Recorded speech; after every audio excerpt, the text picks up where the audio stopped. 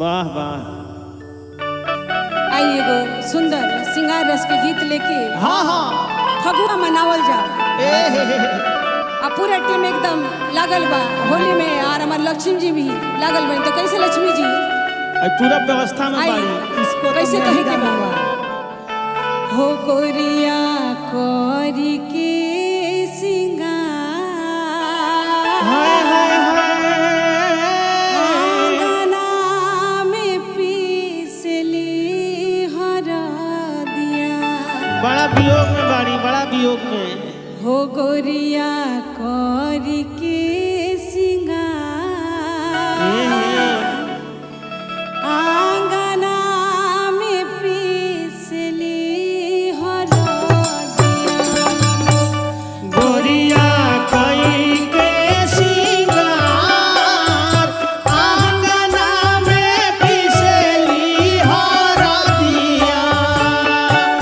गोरिया कोई के सिंगार आंगना में पिसली हरदिया। गोरिया कोई के सिंगार गोरिया कोरी के गोरिया कोई के सिंगार गोरिया कोई के हो गोरिया कोरी के सिंगार गोरिया कोरी के सिंगार आंगना में पीसली हरदिया। गोरिया कोई के सिंगार आंगना में पिसली हरदिया। गोरिया कोई के सिंगार आंगना में पिसली हरदिया।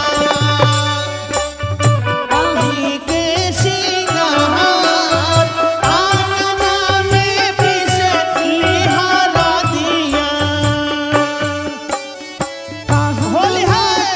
हवे रामा सिलो सिलवटिया शिला शिलावटिया हो शिला शिलावटिया।